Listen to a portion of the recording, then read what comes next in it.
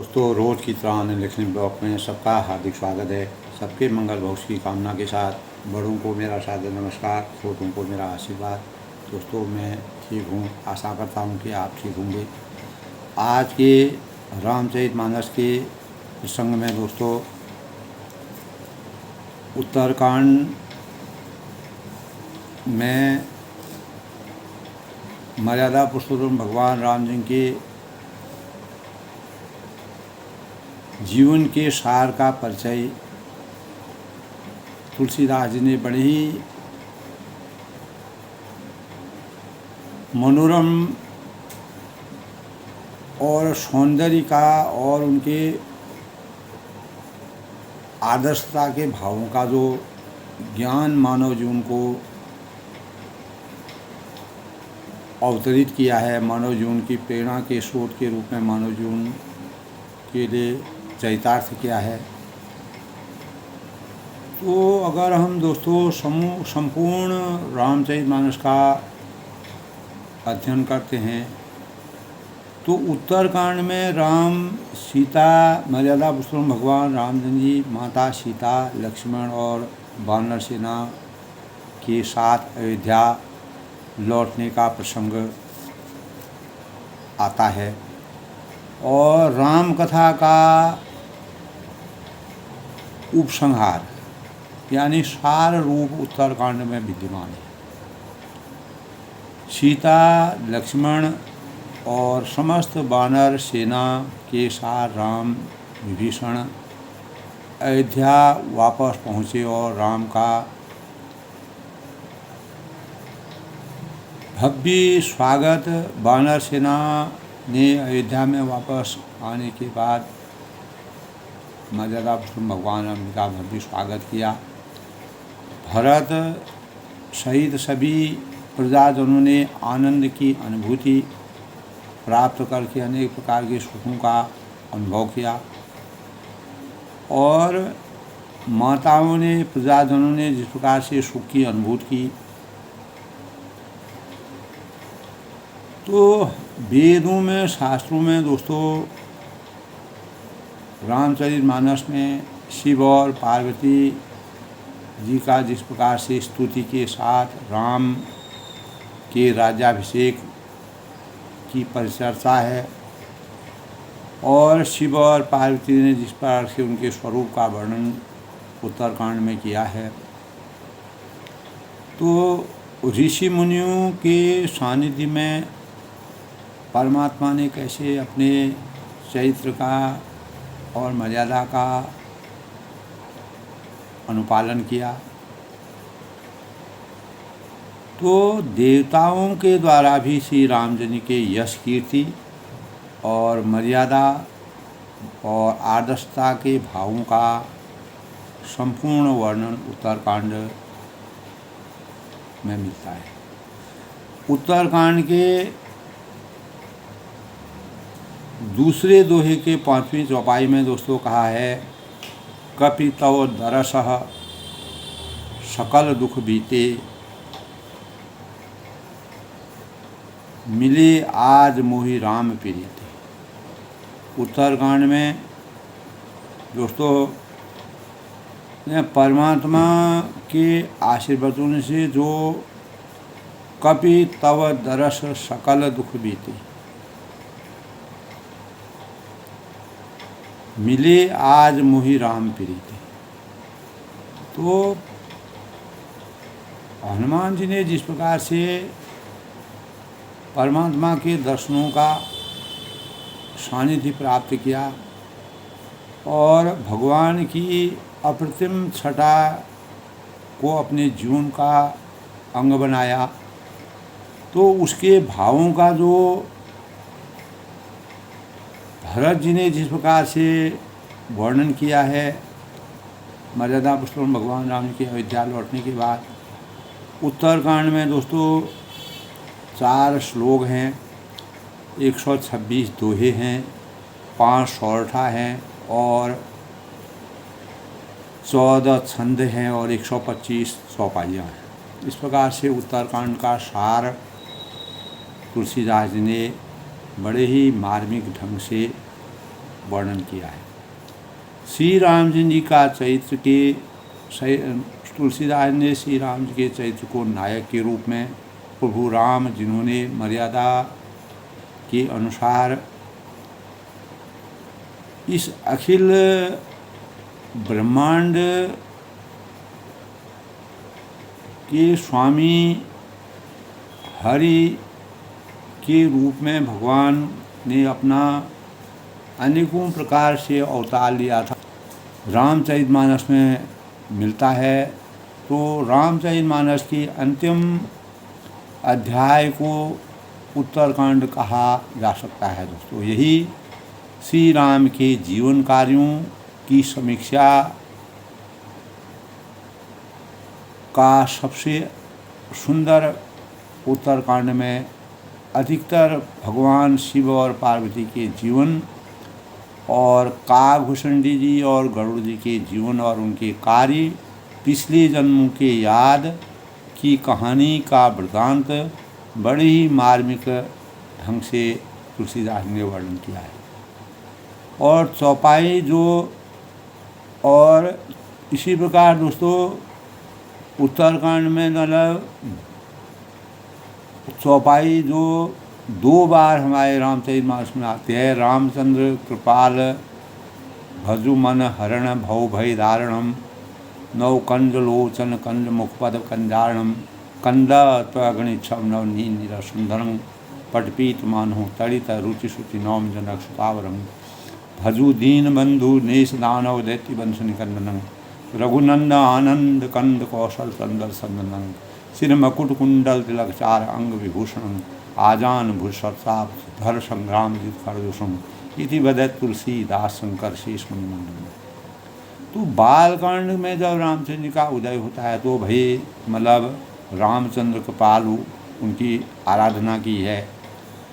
और इसी संदर्भ में दोस्तों दोहा भी लिखा है कि दुर्लभ कार जगत के देते सुगम अनुग्रह तुमरे देते, दुर्गम कार जगत के देते सुगम अनुग्रह तुमरे देते। राम रसायन तुमरे पासा सदा रहो रघुपति के दासा, तुमरे भजन राम को भावे जन्म जन्म के लिए। राम दुलारे तुम रखवारे होत न आज्ञा बिन वैसारे, सब सुर ही तुम्हारी शरणा तुम रक्षक काहू को डरना। तो रामचंद्र जी का अर्थ है दोस्तों भगवान श्री राम जी के जीवन, और रामचंद्र का अर्थ उनके जीवन का वृतांत, उनके कर्मों की लीलाओं और अनेक दृष्टांतों में सीता जी का हरण होना, सीता जी का अग्नि में प्रवेश करना, सीता जी का अशोक वाटिका में श्रीलंका में जाना, हनुमान जी का वहाँ पर पूरी लंका का दहन करके स्वाहा करके अहंकार अत्याचार के महान राक्षस के रूप में रावण का अवतार होना और रावण का वध करना, और वन में अनेक गंगा यमुना सरयू निर्मल अनेक प्रकार की नदियों और चित्रकूट के वातावरण का परिवेश जिस प्रकार से मर्यादा पुरुषोत्तम ने परिवर्तित किया, और वन्य जीवों की जिस प्रकार से रक्षा की, और वन में रहने वाले केवट जो कि नाव से गंगा पार कराते थे उनके जीवन का वृत्तांत दिया, और शबरी के मीठे बेल और अहिल्या का तारण, तो और विभीषण को राज सिंहासन की प्राप्ति और रावण का वध। तो कर्म, इस प्रकार के कर्मशील जीवन को मर्यादा की रचना के लिए भगवान ने अपना जीवन अर्पित किया, अपना अवतार लिया, जिसके परिणाम स्वरूप पुरुषोत्तम कहलाए। तो कर्मों की झील अनेकों दृष्टांतों में प्राचीन सनातन धर्म की शिक्षाओं का प्रस्तुतिकरण हमारे जीवन में होता है।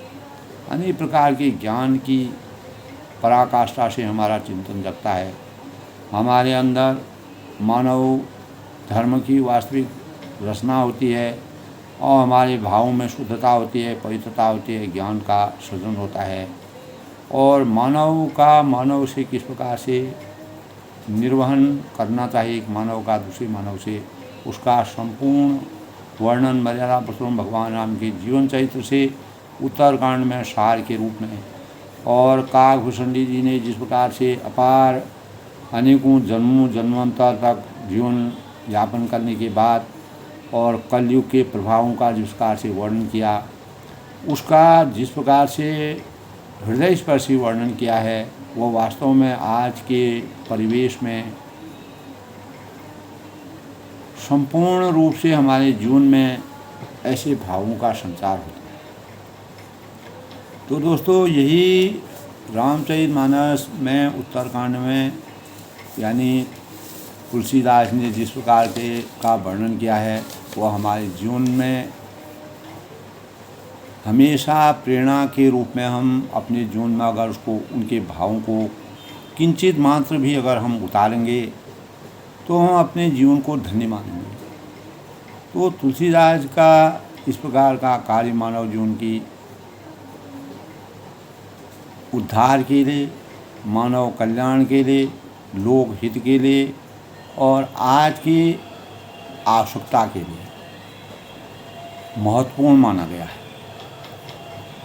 इसीलिए आज के पंचांग की अगर हम बात करते हैं दोस्तों, आज का पंचांग आज 29 सितंबर 2024 आश्विन माह के कृष्ण पक्ष की द्वादशी तिथि 4:47 तक और उसके बाद त्रयोदशी शुरू हो जाएगी। और आज दोस्तों मेघा नक्षत्र का योग है। आज चंद्रमा सिंह राशि में प्रवेश करेंगे और त्रयोदशी तिथि में सूर्य कन्या राशि में प्रवेश करेंगे और 12:27 तक त्रयोदशी, उसके बाद शुभ योग करण तैतिल 4:48 तक, उसके बाद 5:55 बाद में वाणिज्य। तो दोस्तों, आज के अभिजीत मुहूर्त की बात करें, शुभ मुहूर्त की बात, तो 11:53 से 12:40 तक। आज का अमृतकाल 3:37 से 5:25 तक। और आज का ब्रह्म मुहूर्त दोस्तों 4:45 से 5:23 तक। और आज के राहु काल की बात करें तो 4:40 से 6:09 तक। इस दौरान किसी भी शुभ कार्य को करना वर्जित माना गया है। सूर्योदय 6:13 पर होगा और सूर्यास्त 6:09 पर। इस प्रकार दोस्तों आज शादी योग का संयोग है और शादी योग में किए गए जो भी कार्य होते हैं वह सफल और शुभकारी माने गए हैं। इस योग से विद्या सीखने के लिए शुभ माना गया है। अनेक प्रकार के कला कौशलों और की प्राप्ति क्या और उसकी प्राप्ति के लिए यह योग शुभ माना गया है। और इस योग के दौरान किसी प्रकार के विवादों से हमको अनेक प्रकार के विवादों से जीवन में छुटकारा मिलता है। सभी योगों की महत्ता, इस योग की महत्ता सबसे बड़ी ये है कि दोस्तों अगर कोई भी होते हैं तो हमारे मस्तिष्क के लिए, हमारे मानसिक विकास के लिए शुभ कार्य माने गए। तो इस प्रकार दोस्तों रामचरितमानस में कल के प्रसंग में हमने यानी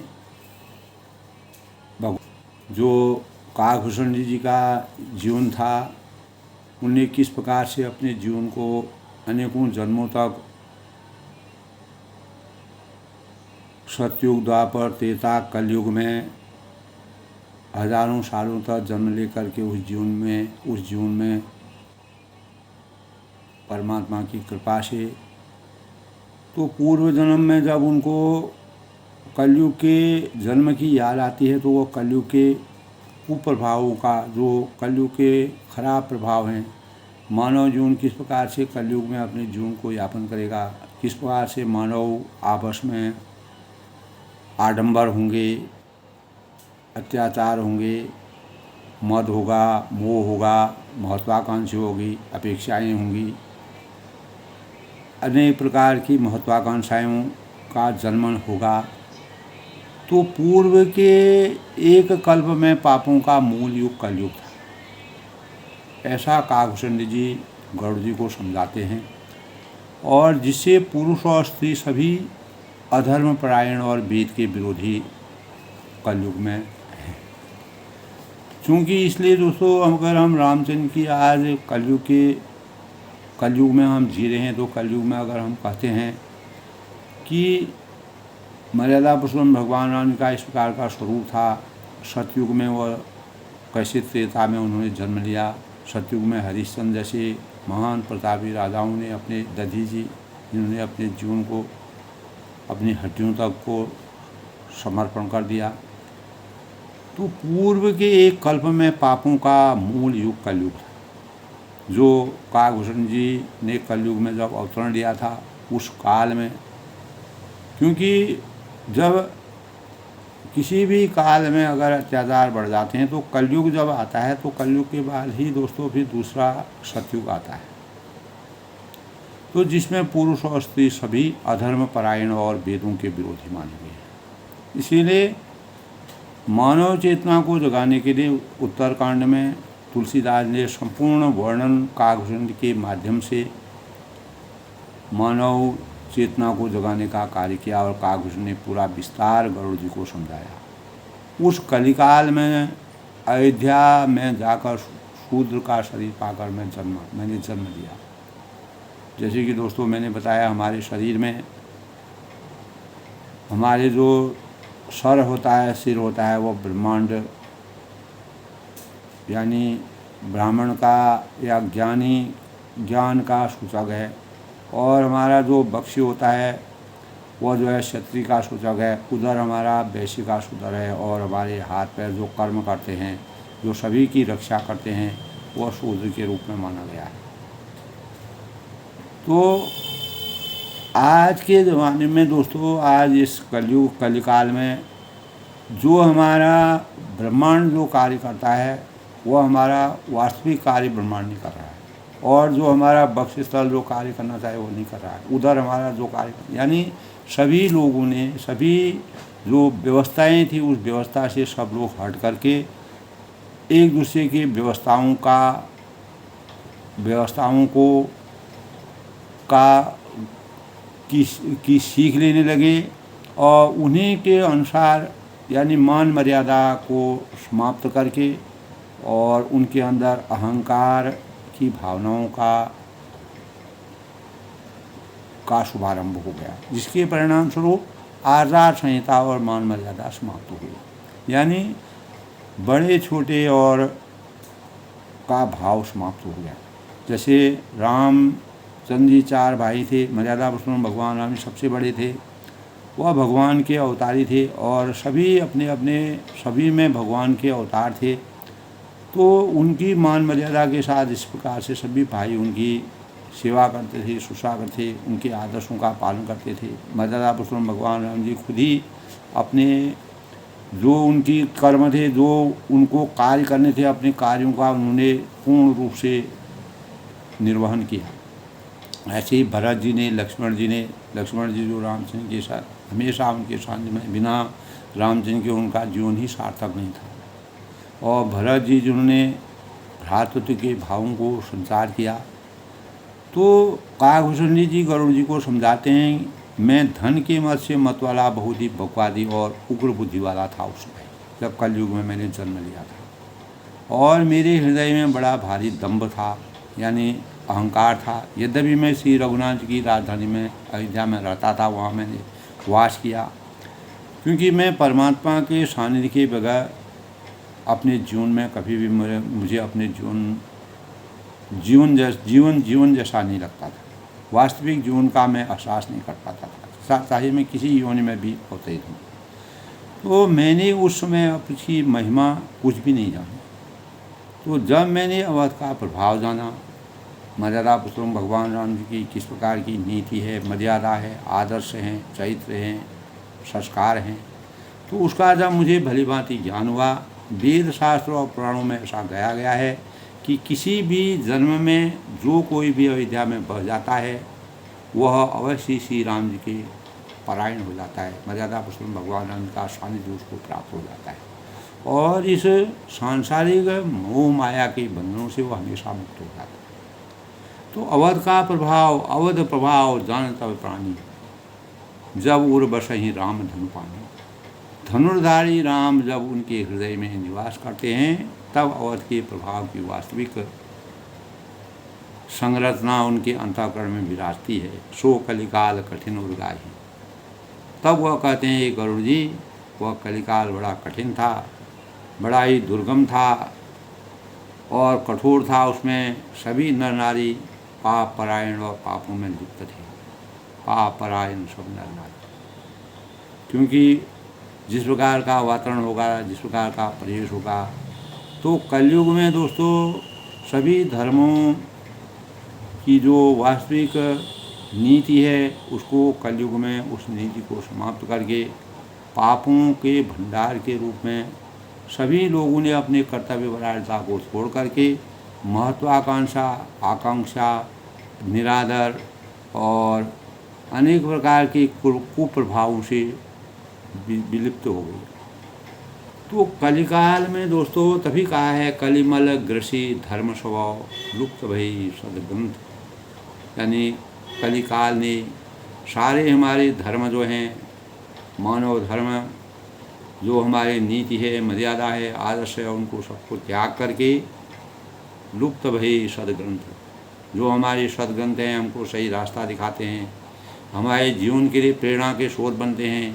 हम एक दूसरे का आचार संहिता, एक दूसरे का मान सम्मान करते हैं, मान मर्यादा करते हैं, सम्मान करते हैं और जो गुरुओं द्वारा और प्रबुद्ध लोगों द्वारा जो ज्ञानी ऋषि मुनियों द्वारा दिए गए मार्ग हैं उसकी हम हमेशा अवहेलना करते हैं। तो दम भिन्न निज मति कल्प करी प्रगट किए।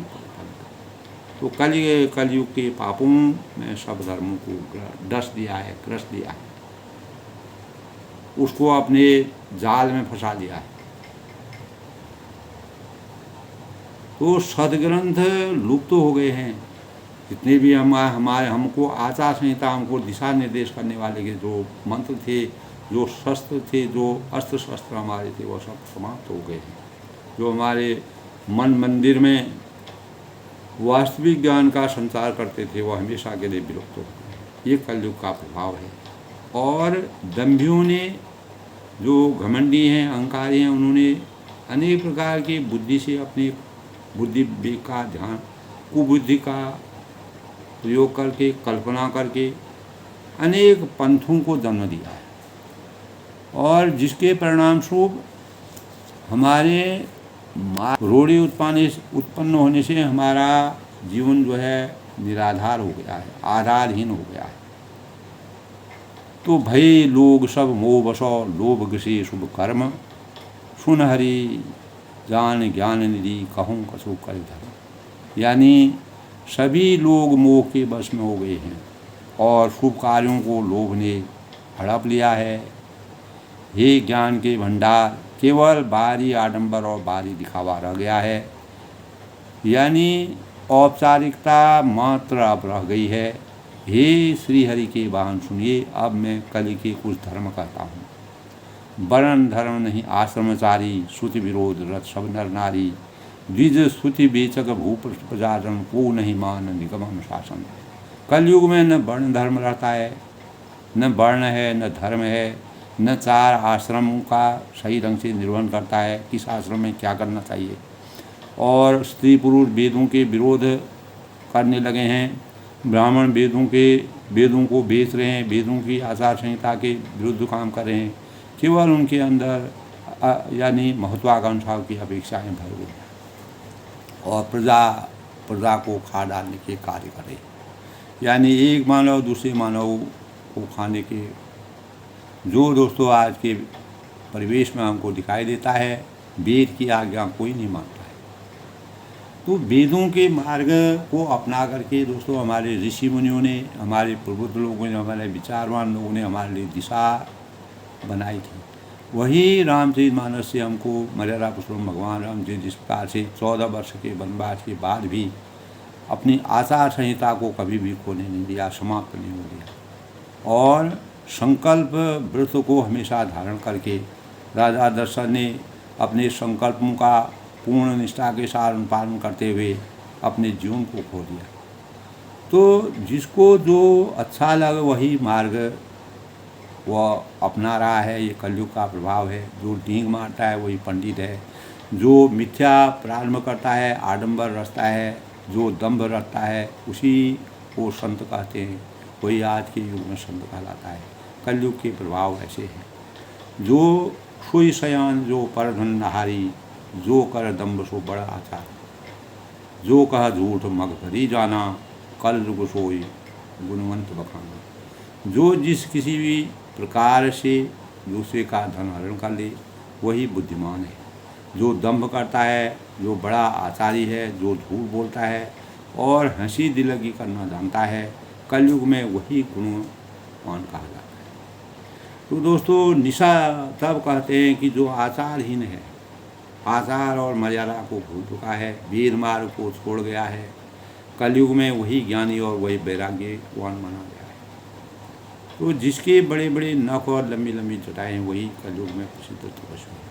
इसीलिए दोस्तों, आज के परिवेश में हम कलयुग में हम जी रहे हैं, हम भी देख रहे हैं कि मानव जो है वास्तव में अपने मार्ग से हट विचलित हो गया है। प्रतिस्पर्धा के इस दौड़ में आचार संहिता, मान मर्यादा, बड़ा छोटा अपने कर्तव्यों का निर्वहन करना, केवल मात्र रोजी रोटी प्राप्त करके अपने जीवन को यापन करना, और वही मानव जीवन का सबसे बड़ा कर्तव्य रह गया है। चाहे वह कितना पाप अत्याचारों से धन अर्जित करे, लेकिन अपने लिए धन इकट्ठा कर रहा है। तो जो आचारहीन है, वीर मार्ग को छोड़े हुए हैं, कलयुग में वही ज्ञानी और वैराग्यवान कहलाते हैं। जिसके बड़े बड़े नाखून हैं, लंबी लंबी दाढ़ी बनाए हुए हैं, अनेक प्रकार के आडंबरों से ग्रस्त हैं, कलयुग में वही तपस्वी कहलाते हैं, ज्ञानवान कहलाते हैं, बुद्धिमान कहलाते हैं। तो अशुभ वेशभूषण धरे भत्सा भत्स जो खाए, अशुभ अनेक प्रकार के जो है वेशों को, अमंगल रूपी वेशों को धारण करके जो मिल रहा है वही खा रहे हैं। कोई आचार खान पान में यानी सद्गुण, रजगुण, तमोगुण, यानी जो हमारे अंदर सात्विक भोजन की आचार संहिता का समापन हो गया है, जिसको जो मिल रहा है वो वही भसा यानी भत्सा भत्स खाते जा रहा है, धारण कर रहा है। खाने योगी और न खाने योगी सभी चीज़ों को खा रहे हैं। तो सब कुछ खाने का मतलब है योगी, और वही योगी कर रहा है।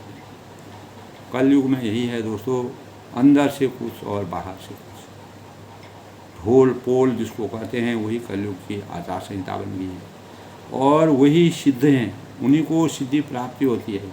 वही महामंडलेश्वर हैं, वही बड़े लोग हैं, और उन्हीं का गुणगान गाया जाता है। वही अपने जीवन में यानी वे मनुष्य कलयुग में पूज्य माने गए हैं, जिनके जो बलशाली हैं, जो अनेक प्रकार के लूटपाट कर रहे हैं, मानव को डरा करके, धमका करके, गलत कार्यों को करके, अहंकार से, बल से, धन को इकट्ठा करके उसके बल पर अपने आधिपत्य को बढ़ा रहे हैं।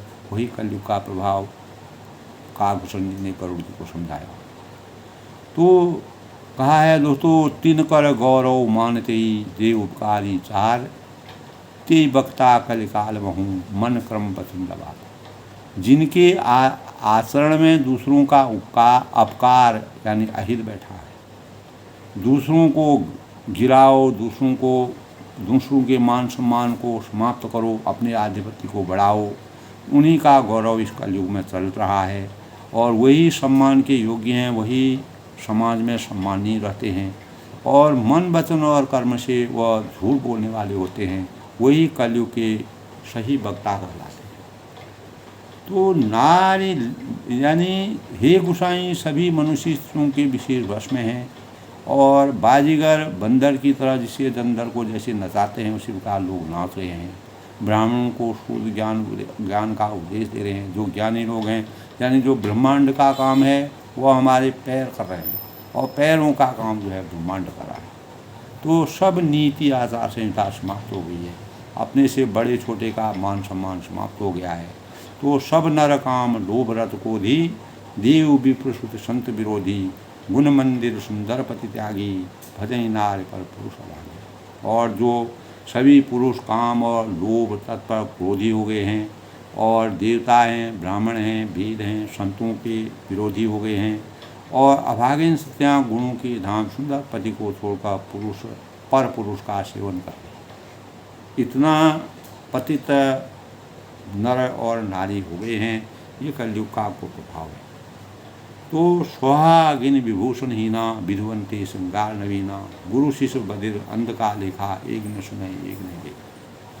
तो सुहागिनों स्त्रियों को आभूषण से रहित हो गए हैं, और जो विधवा स्त्रियां हैं वो आभूषण सहित हो गई हैं। यानी पूरा उल्टा नीति चल रही है। शिष्य और गुरु के बीच में अंधे और बहरे का जैसा हिसाब है, और गुरु के उपदेश को सुनना शिष्य का कार्य नहीं है। न कोई किसी के उपदेश को सुनता है, न उसके अनुसार चलता है, न उसकी मर्यादा का पालन करता है। तो जो गुरु और शिष्य का धन हरण करता है पर शोक नहीं हरण करता है, वह घोर नरक में पड़ता है। हमारे मान मर्यादा में, हमारी नीति में ही कहा गया है दोस्तों, माता पिता बालकों को बुलाकर वही धर्म सिखलाते हैं जिससे पेट भरे। तो ब्रह्म ज्ञान बिनु नारी नरो, कहें दूसरी बात, कौड़ी लागी लोभ बसो, करें विप्र गुण घात। यानी स्त्री पुरुष और ब्रह्म ज्ञान के सिवा दूसरी बात नहीं करते हैं, पर वे लोभवश कौड़ियों बहुत थोड़े लाभ के लिए ब्राह्मण और गुरु की हत्या कर डालते हैं। तो आज के परिवेश में दोस्तों यत्र तत्र ऐसा दिखाई देता है। तो बाद ही शूद्र द्विजन सनो, हम तो गुरु घाट, बाद ही शूद्र द्विजन सनो, हम तुम ते कछु घाट, जानिए ब्रह्म सो विप्र बरो, आँख दिखाओ। इस प्रकार दोस्तों को जिस प्रकार से आसक्ति किया उनके भावों को के बारे में, पूरा उनके भावों को सदाचार के भावों से तृप्त करने के लिए कलयुग के कुप्रभावों से बचने के भावों का वर्णन किया। शूद्र ब्राह्मणों के विवाद करते हैं, कहते हैं कि हम क्या तुमसे कम हैं, और जो ब्रह्म को जानता है वही श्रेष्ठ ब्राह्मण है। ऐसा कहकर उन्हें डांट कर आंखें दिखलाते हैं। इस प्रकार का परिवेश आजकल दिखाई देता है। यानी धर्म, मानव धर्म सबसे बड़ा है। हमारे शरीर में दोस्तों जो हमारे शरीर के 4 अंग हैं, वही अंग हमारे सही ढंग से कार्य नहीं कर रहे हैं, वह एक दूसरे की, तो आदमी जो मानव है वह विक्षिप्त हो गया। तो इस प्रकार दोस्तों कलयुग के कुप्रभावों का वर्णन जीवन में आता है। यानी रामचरितमानस में जिस प्रकार से मानव जीवन के लिए परिमार्जित किया है, तो परमात्मा की वास्तविकता को पाने के लिए काकभूषण जी ने कहा कि लोग अक्सर पूछते हैं कि परमात्मा कहाँ है। हम अपने आत्मा के बारे में भी जानना चाहते हैं कि विज्ञान ने आज बहुत तरक्की कर ली है, और हमारे पास बाहरी अंतरिक्ष का पता लगाने के लिए शक्तिशाली दूरबीन है, अनेक प्रकार के अस्त्र हैं, परमाणु संयंत्र हैं, और छोटे कणों को देखने के लिए हमारे पास ब्रह्मास्त्र और इत्यादि चीज़ें हैं। तो विज्ञान की बात का खुलासा, परमात्मा की वास्तविक शक्ति, जब विज्ञान का आविर्भाव ही नहीं था उस समय, ईश्वर इस भौतिक ब्रह्मांड में कहाँ है। तो सच तो यह है कि दोस्तों सृष्टिकर्ता अभी तक बाहरी भौतिक ब्रह्मांड में नहीं मिले, और यही बात हमारे संतों महापुरुष सदियों से कह रहे हैं। वास्तव में परमात्मा हमारे भीतर है। कस्तूरी कुंडल बसे मृग ढूंढे बलमाएँ, ऐसे ही घटगर राम है दुनिया देखी माए। तो उन्होंने ध्यान अभ्यास के जरिए परमात्मा को अपने भीतर पाया। तो ध्यान अभ्यास क्या हमारे जीवन में दोस्तों, कुछ लोग, काकभूषण जी कहते हैं कि लोग इसे केवल शरीर और दिमाग का आराम देने का एक तरीका मानते हैं ध्यान अभ्यास, लेकिन संतों और महापुरुषों के लिए ध्यान अभ्यास परमात्मा को भीतर से खोजने का तरीका है। अगर हम सार रूप में गूढ़ता में जाएं, इसके माध्यम से हम अनेक प्रकार के सवाल जवाबों का उत्तर दे सकते हैं और अपने अंतःकरण का बहिरंग और अंतरंग की शुद्धता को कर सकते हैं। और दोस्तों, मृत्यु के बाद हमारे साथ क्या होता है, क्या इस भौतिक जीवन में बाद भी जीवन है, ये बातें हमारे अंतःकरण में विराजमान होती है। सभी संतों ने मानव शरीर को हरि मंदिर कहा है और जिसमें सृष्टिकर्ता रहते हैं, और चूँकि आत्मा परमात्मा का अंश है। जब आत्मा और परमात्मा का मिलन हो जाता है तो वास्तविक ज्ञान की प्राप्ति होती है, हम ब्रह्म में लीन हो जाते हैं। इसीलिए प्रत्येक जीव के भीतर परमात्मा मौजूद हैं। ध्यान अभ्यास करने से हम अपने अंदर ही परमात्मा को खो सकते हैं। यही कार्य काकभूषण जी ने गरुड़ जी को इसी आध्यात्म से जोड़ा। और ध्यान अभ्यास सरल है। इस हम केवल बैठने के लिए एक शांत और आरामदायक जगह क्यों ढूंढते हैं? क्योंकि हम मन और शरीर को स्थिर कर सकें। हम अपनी आंखें बंद करें और भीतर देखें कि क्या दिखाई दे रहा है, चित्त में हमारा क्या लेखा जोखा चल रहा है। ऐसा करने से हम आराम और शांति महसूस करेंगे और हमारी आत्मा को दोस्तों एक आध्यात्मिक अनुभव हो जो हमें ईश्वर की खोज में ले जाएगा। और ध्यान अभ्यास की आध्यात्मिक साधना करने से हमें यह पता लगेगा कि ईश्वर कहाँ है। इस प्रकार हम ध्यान अभ्यास में बैठकर सृष्टि के सबसे बड़े रहस्य को स्वयं सुलझा सकते हैं। यही बात काकभूषण जी ने कलयुग के कुप्रभावों को समाप्त करने के लिए अपने चिंतन को और गरुड़ जी को इस प्रकार से ज्ञान दे करके अपार ज्ञान का संचार किया। तो दोस्तों, आज के प्रसंग में है परत्रिय लंपट कपट सयाने मोह द्रोह ममता लपटाने ते अभेदवादी ज्ञानी नर देखा मैं चरित्र कलयुग का। तो जो पराई स्त्री आसक्त कपट करने में चतुर और मोह द्रोह और ममता में लिपटे हुए हैं, वे ते अभेदवादी ज्ञानी नर, वही मनुष्य अभेदवादी ब्रह्म और जीवन को यह बताने वाले ज्ञानी हैं। देखा मैं चरित्र कलयुग पर, मैंने इस कलयुग का यह चरित्र देखा है। तो जो अमानवीयता है, जो पराई स्त्री में आसक्त कपट करने में चतुर और मोह द्रोह और ममता में लिपटे हुए हैं, वैसे लोगों का आधिपत्य इस कलयुग में लगातार होता रहेगा। आप गए और तीनों घालहीं, ये कहूँ सत मार्ग प्रतिपालहीं, कल्प कल्प भरी एक एक नरका, परहीं जो दूसरे तो शुद्ध कल्प। तो जिस प्रकार मर्यादा पुरुषोत्तम भगवान राम जी अंतर्यामी थे, प्रत्येक मन की भावना को पहले ही जान जाते थे, और इसी प्रकार काकभूषण जी को अंतर्ज्ञान था। वे स्वयं को नष्ट हुए ही रहते हैं। आप गई और तीनों घालहीं, जो कलयुग में इस प्रकार के लोग हैं, वो स्वयं तो नष्ट हुए ही रहते हैं। अपने को तो वह अपना जो वास्तविक जो मानवता है उसको वह समाप्त किए हुए हैं। जे कहूँ सतमार्ग प्रतिपालनी, और जो कहीं सन्मार्ग का पालन करते हैं। तो कल्प कल्प भरी एक एक नरका, उनको भी ये नष्ट कर देते हैं जो तर्क करके वेद की निंदा करते हैं। अनेक प्रकार के तर्कों को तर्क करके वेदों की महिमा की भी निंदा करते हैं, अवहेलना करते हैं। परहीं जे दूसरी श्रुति करित रखा, वे लोग कल्प भर एक एक नरक में पड़े रहते हैं। तो जे बर नाधम तेल कुमारा, स्वपथ किरात कोल कलवारा, नारी मुई ग्रह संपदिनाशी, मूड़ मुड़ाई हुई सन्यासी। तो अब मानव के जो आडंबर हैं उनके बारे में उन्होंने वर्णन किया है। तेली है, कुमार है, चंडाल है, भील है, कोल है, कलवार है आदि जो वर्ण में नीचे है, जो अपने कार्य को कर रहे हैं और वर्ण में नीचे हैं।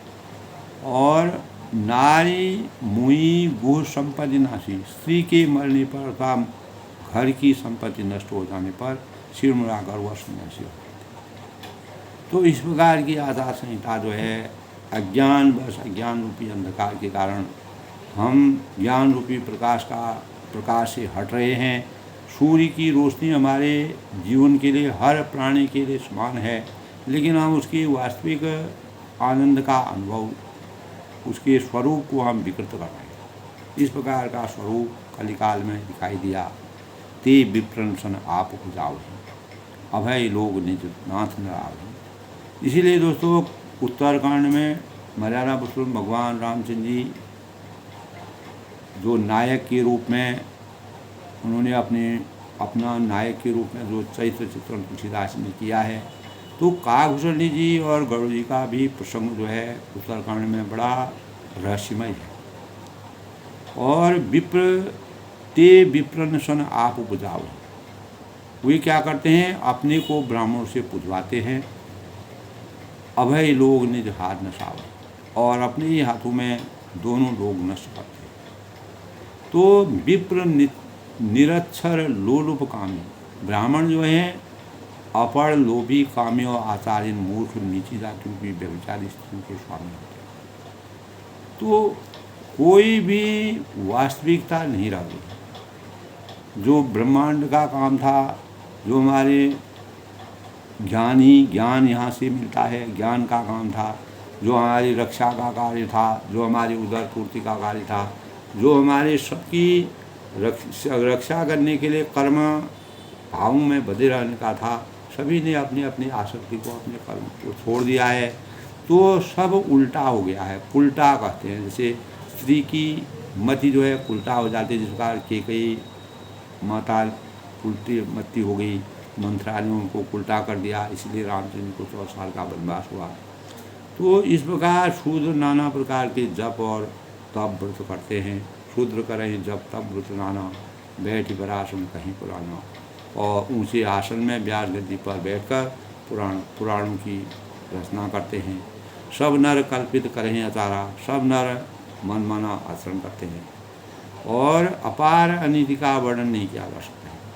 जो अनीति का भंडार इस कलयुग में भरा हुआ है, उस अनीति को तो वर्णन नहीं किया सकता है। जब तक कलयुग के 4 चरण होते हैं, पहला चरण का शुरुआत हुआ है, 3 चरण अभी बचे हुए हैं, तब तक दोस्तों परमात्मा को ही अवतरित होना पड़ेगा। तो भय वरण शंकर कली, भिन्न से तो सब लोग करें पाप पावही दुखो, भय रुचो। तो कलिकाल में दोस्तों इस कलयुग में सब लोग वर्ण शंकर और मर्यादा से च्युत हो गए हैं। वर्ण शंकर वह है दोस्तों जिनका न रूप है, न रंग है, न आचार संहिता है, न कर्तव्य है। यानी वह दिखने में मानव जैसे दिखते ही नहीं, उनका कोई न कोई अंग जो है विक्षिप्त होता है। क्योंकि आचार संहिता और मर्यादा के अनुसार जो हमारे संस्कार हैं, उस संस्कारों की नीति के अनुसार उन्होंने जन्म नहीं लिया है। और करें पाप पाप ही दुखो, भय सज लोग बियो, और वे पाप करते हैं और उसके परिणाम स्वरूप दुख, भय, रोग, शोक और प्रिय वस्तुओं का वियोग पाते हैं। जो भी उनको प्रिय वस्तु होती है उनका वियोग करें। शुद्ध सम्मत हरि भक्ति पथाओ, संजुद विरति विवेक, तेन चलई नर मोह बसो, कल्पई पंथन। तो वेद सम्मत तथा वैराग्य और ज्ञान से युक्त जो हरिभक्त का मार्ग है, मोह पर मनुष्य उस पर नहीं चलते, क्योंकि माया और मोह ने कलयुग को घेर रखा। अपार महत्वाकांक्षाओं की अपेक्षाएं, मोह की अपेक्षाएं और किसी भी प्रकार से अपनी छवि को बढ़ाए रखना, अपनी प्रशंसा को बना करके अनेक प्रकार के दुर्बल लोगों को परेशान करना, अनेकों नए नए पंथों की कल्पना करने का भाव जो अवतरित होते हैं वो कलिकाल में दिखाई देते हैं। तो इस प्रकार कलयुग में सब लोग वर्ण संकर और मर्यादा से च्युत हो गए। अपनी मर्यादा पुरुषोत्तम भगवान रामचंद्र जी को मर्यादा पुरुषोत्तम इसलिए कहते हैं क्योंकि उन्होंने सभी प्रकार के भाव, जो भी संस्कार हमारे होते हैं, जो हमारी रीति हैं, रिवाज हैं, हमारे संस्कार हैं, आदर्शता है, मान सम्मान है, अपने गुरु बंधु, अपने माता पिता, अपने भाई बंधु, अपने प्रजा के हित के लिए कार्य जो है वह केवल अपने तक ही सीमित रह गया है, निज हित के लिए ही सीमित रह गया है। उसी के लिए मानव को काट रहा है, पीट रहा है, अनेक प्रकार के अत्याचार हो रहे हैं। जो स्वप्न में भी जिन चीज़ों की अपेक्षा नहीं थी वो भी हो रहे हैं। और इतने ऐसे प्रकार के नए नए गलत कार्यों को रचना बनाई जाती है जो कभी सतयुग, द्वापर और त्रेता में किसी ने सोचा ही नहीं होगा। तो दुख, भय, रोग, शोक और प्रिय वस्तु का वियोग हो गया है। तो वेद सम्मत तथा वैराग्य और ज्ञान से युक्त जो हरिभक्त का मार्ग है वो हमेशा के लिए समाप्त हो गया है। और मोहवश, आशावश अपने आधिपत्य को बढ़ाने के लिए, अपने महत्वाकांक्षा को बढ़ाने के लिए, कैसे भी धन की प्राप्ति हो और हम महान आदमी बने, लोगों में हमारी प्रशंसा हो, ऐसे मानवों का उदय हो गया है, ऐसे मानवों का बाहुल्य हो गया है। जो हमारे सुंदर पथ हैं, रास्ते हैं, उनको उन्होंने अवरुद्ध कर दिया है। उन्होंने पूरे समाज में अवहेलना का पात्र बना दिया, जिसके परिणाम स्वरूप एक भी व्यक्ति अगर सही है वह भी उनके बीच में वैसे ही होता है। यदि उनके अंदर यह हो तो संत न छोड़े संतई, कोटिक मिले असंत। जरूरत हमको आज इसकी है दोस्तों, संत न छोड़े संतई, कोटिक मिले असंत।